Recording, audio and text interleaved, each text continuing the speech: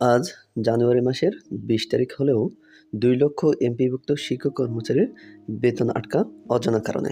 কী কারণে বেতন আটকা কেউ জানে না। আসসালামু আলাইকুম প্রিয় এমপিভুক্ত শিক্ষক কর্মচারীবৃন্দ, আজ আপনাদের সামনে একটি গুরুত্বপূর্ণ ভিডিও নিয়ে হাজির হব।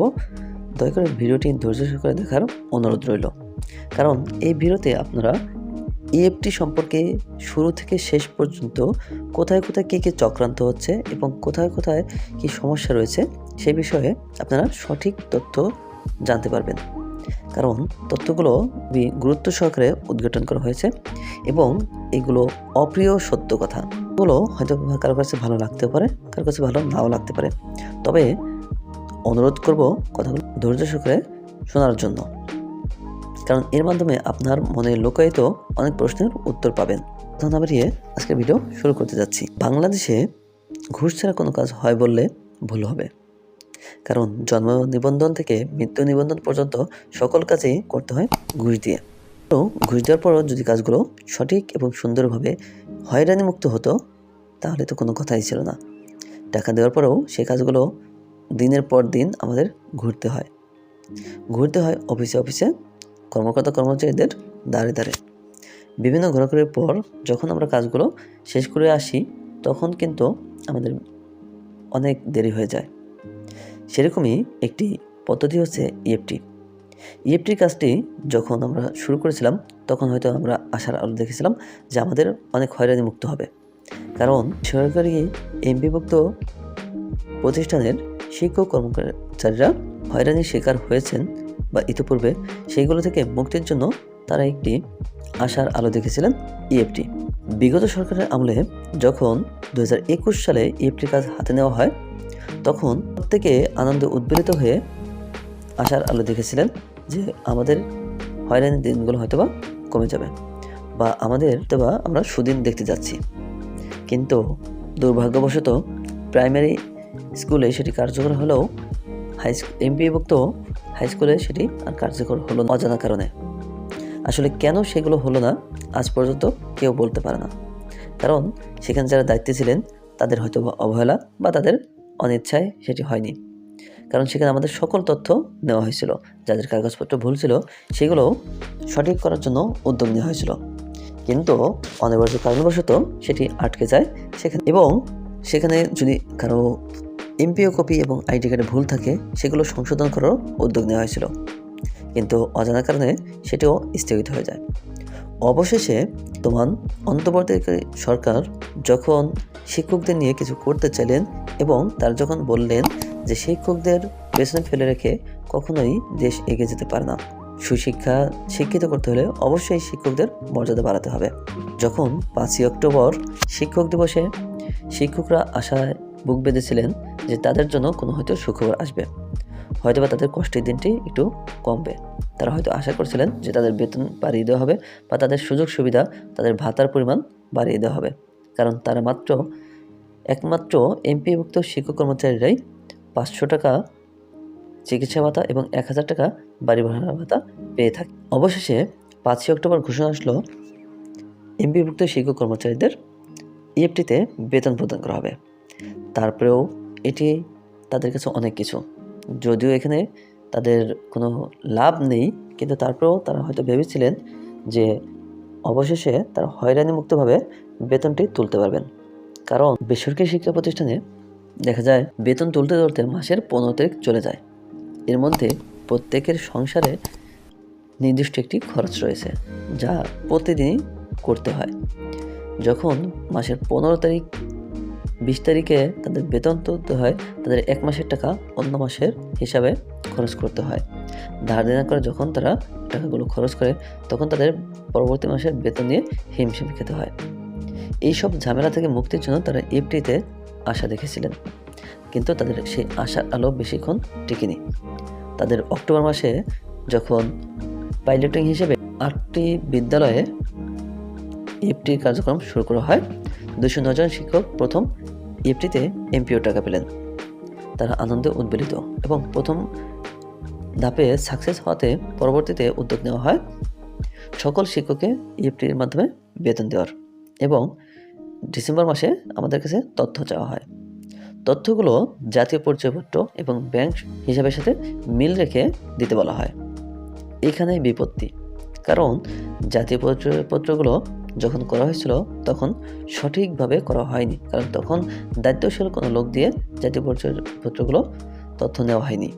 এজন্য সনদপত্রে একরকম, জাতীয় পরিচয়পত্রে আরেক রকম, এবং সার্টিফিকেটগুলো ছিল বাংলায়।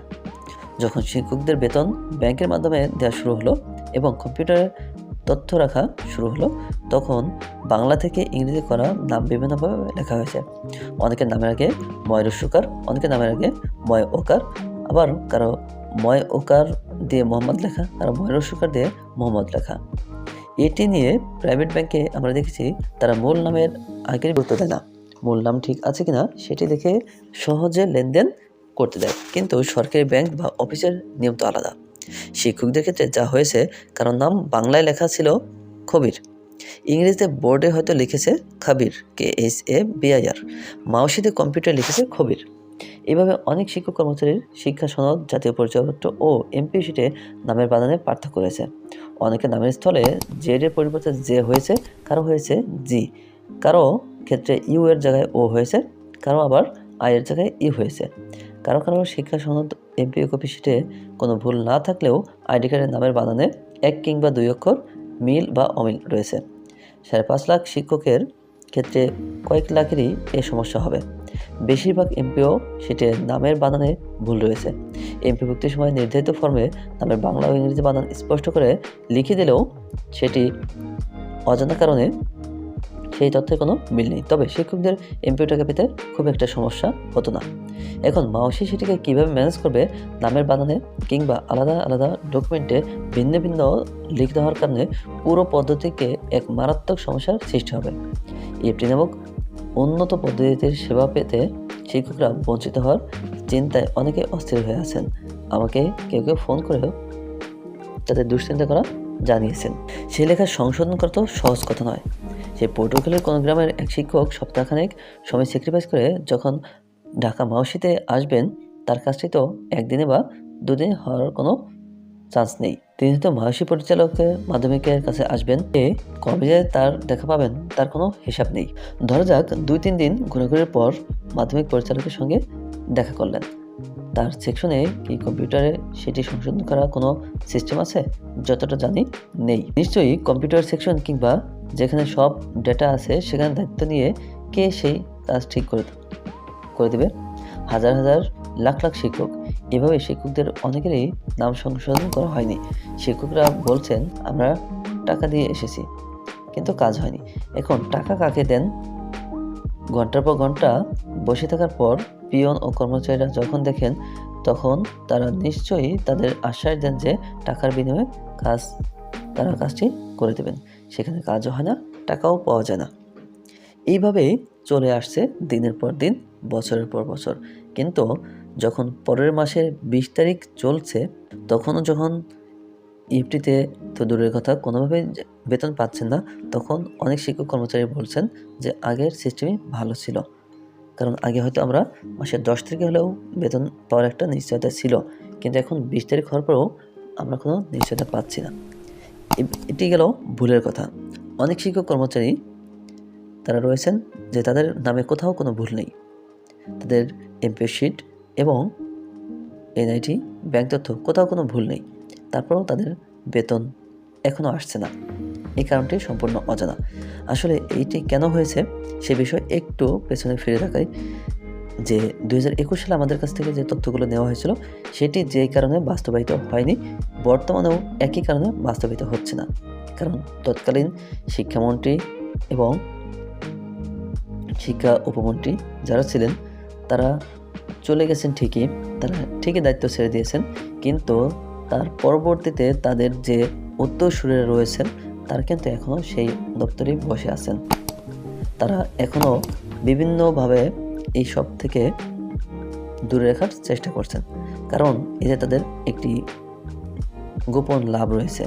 সেই লাভটি হচ্ছে, ইতোমধ্যে আমরা দেখতে পেয়েছি যে 27,000 শিক্ষক কর্মচারী কোনো প্রকার তথ্য দেননি, অর্থাৎ এই 27,000 শিক্ষক কর্মচারী অনুপস্থিত। তারা কখনো হয়তোবা এই পদে ছিলেন, কিন্তু বিভিন্ন কারণে তারা হয়তো চাকরি থেকে ইস্তফা নিয়েছেন, কেউ হয়তো মারা গিয়েছেন, কেউ পাড়ি জমিয়েছেন অন্য দেশে, কারো আবার সরকারি চাকরি হয়ে গেছে, কিন্তু তার নামটি এমপি শিটে থেকে গেছে। এই টাকাগুলো কোথায় যেত? অর্থাৎ ২৭,০০০ শিক্ষক কর্মচারীর প্রায় ৬০ কোটি টাকা প্রতি মাসে আত্মসাৎ করা হতো। সরকারের এই টাকাগুলো গচ্চা গেছে প্রত্যেক মাসে, বছরে যাতে প্রায় ১,০০০ কোটি টাকার উপরে। এই টাকাগুলো এখন আর আসবে না। এই কারণে তারাও চাচ্ছে না যে ইএফটি হোক। এরপরে যাচাই বাছাইতে আরও প্রায় ১০,০০০ শিক্ষক কর্মচারীর তথ্যে অনেক গরমিল পাওয়া গেছে। অর্থাৎ একজনের চাকরি অন্যজন করছেন বা একজন একাধিক প্রতিষ্ঠানে চাকরি করছেন, এরকম ১০,০০০ শিক্ষককে চিহ্নিত করা হয়েছে। এইখানেও প্রায় ২০ কোটি টাকা, অর্থাৎ প্রায় ১০০ কোটি টাকার ব্যবধান প্রত্যেক মাসে, যা প্রায় ১,০০০ কোটি টাকা ছাড়িয়ে যায় প্রতি বছরে। এত টাকা এর লোভ কীভাবে তারা সামলাবেন? এর জন্য তারা চাচ্ছেন না যে ইএফটি বাস্তবায়িত হোক, কারণ ইএফটি বাস্তবায়িত হলে তাদের এই লাভগুলো আর থাকবে না। তাদের এই গোপন লাভের জন্যই ইএফটি বাস্তবে রূপ নিচ্ছে না। তবে সরকারের যদি সদিচ্ছা থাকে এবং এই অন্তর্বর্তী সরকার যে উদ্যোগটি নিয়েছে, আমরা তাতে সাধুবাদ জানাই এবং আমরা এখনও চেষ্টা করছি বা এখনও আমরা আশায় আছি যে ইএফটি বাস্তবায়িত হবে। কারণ ইএফটি বাস্তবায়িত হলে সরকারের এই কোটি কোটি টাকা গচ্চা যাবে না এবং আমাদের ভোগান্তি থেকে আমরা হয়তো এখন ১ মাস ২ মাস ভোগান্তিতে পড়লেও আমাদের পরবর্তীতে সেই ভোগান্তি আর থাকবে না। তাই সরকারি উদ্যোগকে স্বাগত জানিয়ে শেষ করছি আজকের ভিডিও। সবাইকে অসংখ্য ধন্যবাদ ভিডিওটি মনোযোগ সহকারে দেখার জন্য।